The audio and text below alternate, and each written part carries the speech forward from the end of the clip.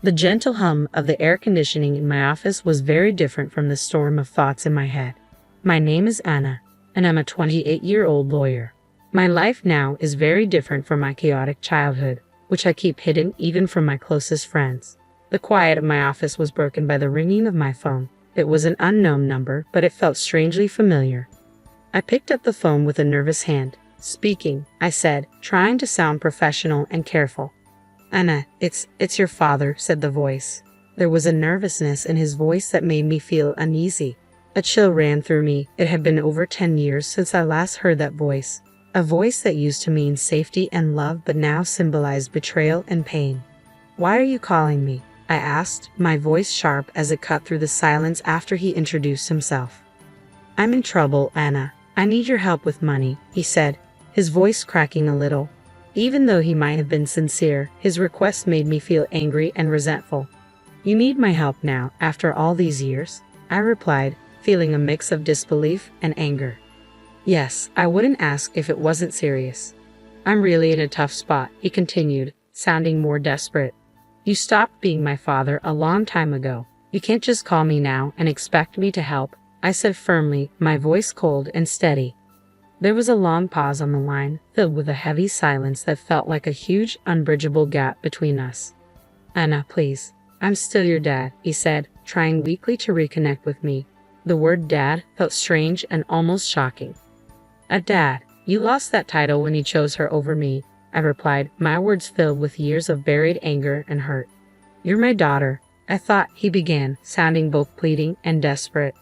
"You thought wrong," I interrupted, cutting him off. "You made your choice years ago, and now I've made mine." "Anna, I am sorry. I just need this one favor," he said. The word sorry echoed in my office, sounding empty and meaningless. "Sorry doesn't change the past. I can't help you," I said firmly, and then I hung up the phone. Before I turned 10, my childhood was full of love and laughter. My parents and I lived happily in our small rented house. My mom was a joyful and kind person, and she filled our days with warmth and our nights with stories and dreams. My dad used to be playful and caring, spending evenings playing games with me or teaching me about the world. Our home felt like a happy place where every day was an adventure and every night a sweet dream. But our happy life ended suddenly when my mom passed away unexpectedly. The house that was once full of laughter and love became silent, filled only with memories. I remember walking through the rooms, each one a reminder that she was gone. The loss was too much to bear, not just for me but for my dad too, who had lost the love of his life. But to my surprise and confusion, his grief seemed to fade quickly. Just a few months later, he brought home Marissa, a woman who was going to play a big role in our lives. I remember the day he introduced her, a day that changed my childhood forever. "Anna, this is Marissa. She's going to be staying with us," my dad said one evening. His voice didn't have the warmth I was used to hearing. I looked at Marissa, hoping to see some kindness or friendliness in her, but I found none. She seemed imposing, and her gaze was cold and calculating from the very first moment. I felt a change in the air, a shift that filled me with a sense of dread I couldn't explain. "Hello, Anna," Marissa said. Her voice was smooth but lacked real emotion. Her smile didn't comfort me, it seemed to hide something sinister. In the days that followed, the house felt different, as if the walls themselves were shrinking away from her presence. The happy memories of the past seemed to fade, replaced by a lingering unease that settled everywhere. I kept looking at Marissa, trying to find something nice or kind about her, but her every look and gesture seemed filled with an unspoken hostility. It became clear that she wasn't here to fill the void my mother had left, but to create a new story where I didn't belong. As I watched her move around our home, a home that once felt safe and happy, I couldn't shake the feeling that her arrival marked the start of something bad. The way she looked at me with eyes that seemed to hide more than they showed made me worry about the future. After Marissa arrived, it felt like I was living in a nightmare I couldn't escape. The house, once filled with my mother's laughter and love, now felt cold and unwelcoming. Marissa's presence cast a shadow over everything, turning even simple daily routines into struggles. One morning, as I sat down for breakfast, I noticed my food tasted unusually salty. "Marissa, did you put too much salt in this?" I asked hesitantly. "Oh, did I? It must have been a mistake. Just eat it, Anna. Don't be so picky," she replied, her tone dismissive and almost mocking. The incidents became more frequent and mean-spirited. I remember finding my clothes ruined after they were washed. Marissa, my clothes are all faded. What happened? I asked one day, holding up my favorite dress, now discolored and unwearable. She glanced at it and shrugged nonchalantly. Maybe the washing machine is acting up, or perhaps it's time you stop wearing such childish clothes. I felt a surge of frustration but knew arguing would only make things worse. Feeling helpless, I turned to my dad, hoping he would see through her act. Dad, Marissa is ruining my things. She's always mean to me, I said one evening, my voice trembling with anger and sadness. But my dad's reaction was not what I had hoped for. Anna, you're just imagining things. Marissa is trying her best to fit into our family. Stop causing trouble, my dad said firmly, and his words hurt deeply. Every day felt like a struggle, dealing with Marissa's hostility and my dad's indifference. The home that used to be a safe haven now felt like a prison. I began spending more time in my room, trying to escape the constant tension. Living in that unhappy house made me feel alone and misunderstood. The safety and happiness that once filled our home were replaced by fear and anxiety. I missed the past when my mom's smile could brighten up the whole room, so different from the darkness that now filled every corner. Living with Marissa became a daily challenge of avoiding her and putting up with her cruelty. Her hostility towards me started with small things like pinching my arm or twisting my stomach, always in places I could hide under my clothes. The pain was sharp and a constant reminder of how helpless I felt. I started coming up with ways to avoid her, always being careful about where she was in the house. I would take long routes to my room or wait until she was busy before I moved around. Even with these efforts, there were times when she caught me off guard, and those moments always ended in pain. One day, while I was quietly reading in the living room, Marissa walked in and, for no reason, pinched my arm hard, her nails digging into my skin. I winced in pain but kept myself from crying out. She looked at me with a cold, smug smile before walking away. During one of Grandma's rare visits, she noticed how I was moving cautiously and flinching whenever Marissa's voice echoed through the house. Anna, is everything okay at home? Grandma asked, sounding worried. I looked at her, wanting to tell her the truth but afraid and wanting to protect her from worry. Yes, Grandma, everything's fine, just a lot of schoolwork, I lied, forcing a smile. She seemed unsure but didn't press further. I felt guilty for lying to her but couldn't stand the thought of causing her any stress. That evening, as Grandma was leaving, I saw Marissa watching from the window with a satisfied look on her face. It was clear she enjoyed having control over me, that she could hurt me and get away with it. Her smug expression was a clear sign that she saw herself as the one in charge and me as a powerless victim in her cruel game. I went to my room, feeling trapped in a cycle of abuse and silence. The physical pain from Marissa's pinches and twists was tough, but the emotional pain was even worse. School was my escape, a place where I could briefly forget the misery at home. But even at school, the shadows of my home life began to follow me. Mrs. Thompson, my kind-hearted teacher who always encouraged us, noticed something was wrong. One day, as I handed in my homework, she gently took my wrist and saw the bruises on my arm. Anna, what happened here? These look like bruises, she said, sounding worried. I quickly pulled my arm back, covering the bruises with my sleeve. It's nothing, Mrs. Thompson. I fell while playing. I lied, not meeting her eyes. Mrs. Thompson didn't seem convinced. Anna, if something is wrong or if someone is hurting you, you can tell me. It's important to speak up, she said, looking at me with concern. I wanted to tell Mrs. Thompson everything about Marissa and how I lived in fear, but I couldn't find the words. Instead, I forced a smile and said, Really, Mrs. Thompson? I'm fine. It was just a silly accident. She looked at me thoughtfully, then nodded slowly. Okay, Anna, but remember, my door is always open. You're not alone, she said with a reassuring smile. I nodded, feeling a lump in my throat.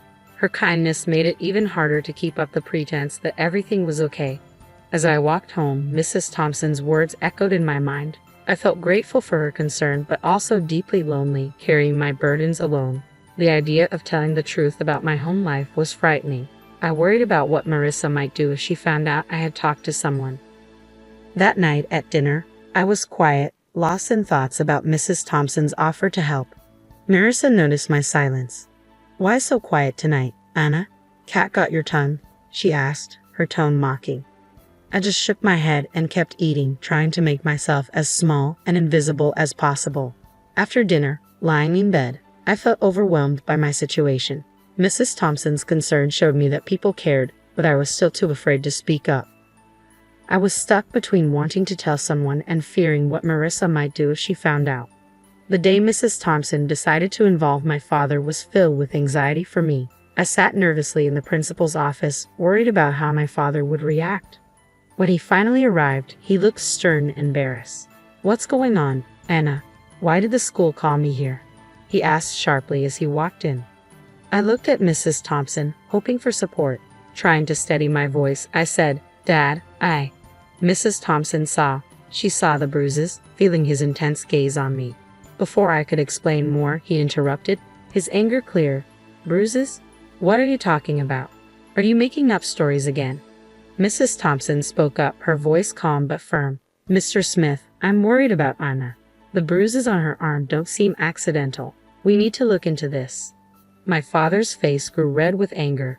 "She's perfectly safe at home. Anna, are you spreading lies about our family?" he asked, clearly disappointed in me.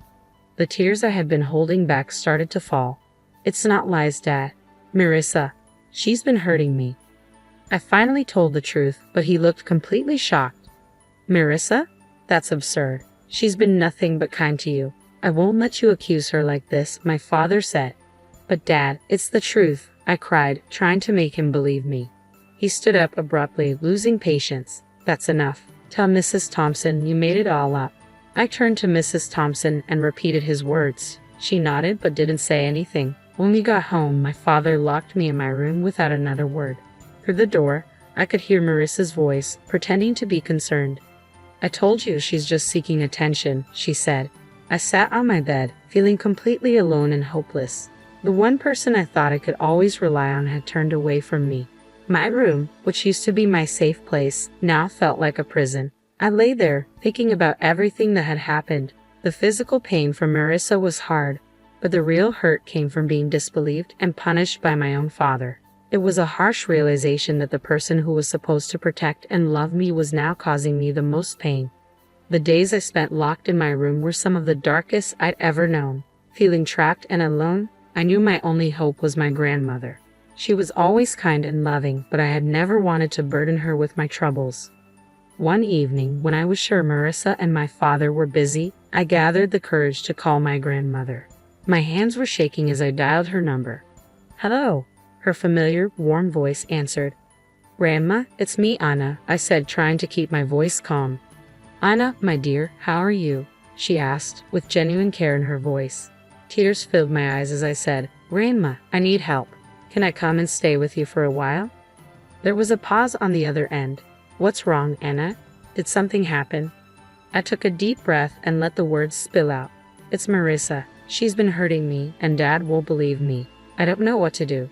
I could hear my grandmother's concern as she quickly said, "Of course, dear, come right over."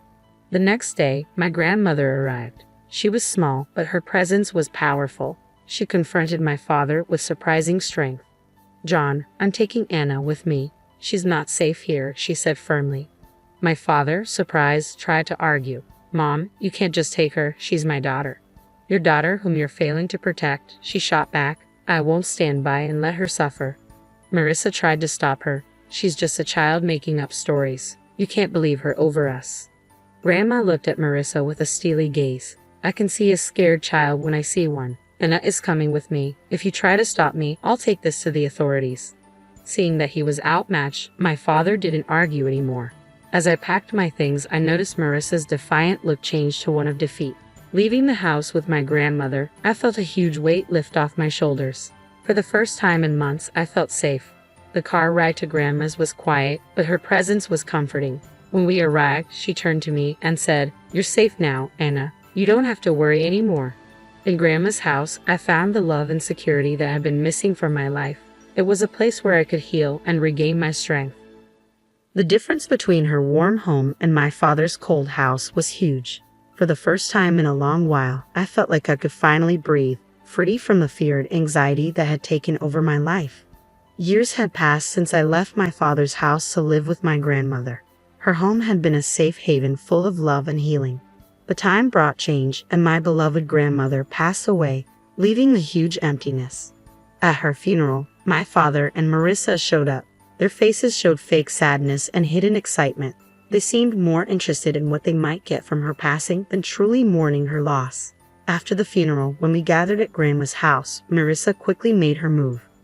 "Well, Anna, I guess you'll need to find a new place to live now. This house and everything in it belongs to your father now," she said, her voice barely hiding her pleasure. My father nodded, looking around as if planning what to do with the house. I couldn't help but smile, which seemed to confuse them. "Actually, you're wrong," I said confidently, surprising them with my tone. "What do you mean?" my father asked, looking confused. I took a deep breath, enjoying the moment. "Grandma left a will. She left the house and a lot of money to me," I explained, watching their faces go from confused to shocked. "But you're just a child. I'm your father. I should be in charge of your inheritance," my father stammered, clearly feeling entitled. Marissa added, her voice sharp, "Yes, until you're of age, your father will manage your property." Their reactions were almost funny. "You didn't even bother to wish me a happy birthday. I turned 18 a month ago. I'm legally an adult now. I make my own decisions," I said firmly, enjoying the look of realization on their faces. My father's expression changed from shock to anger and then to a desperate plea. "Anna, you can't do this. We're your family," he said, trying to convince me. I looked at them, old memories flooding back. "You stopped being my family a long time ago," I said calmly. Marissa stepped forward, now begging. "Please let us stay in the house. We have nowhere else to go. We didn't renew our lease." I shook my head. "This is my house now. You'll have to find somewhere else to live." As they left, I felt years of pain and neglect lift from my shoulders. I stood in the house that was now mine, a house full of my grandmother's love, and felt a sense of closure. The past still echoed in the house, but the future was mine to shape. I sat there with my phone in hand, feeling a mix of emotions, anger, betrayal, and a sense of injustice. But through it all, there was also a feeling of strength, a reminder of the resilience that had helped me through the toughest times.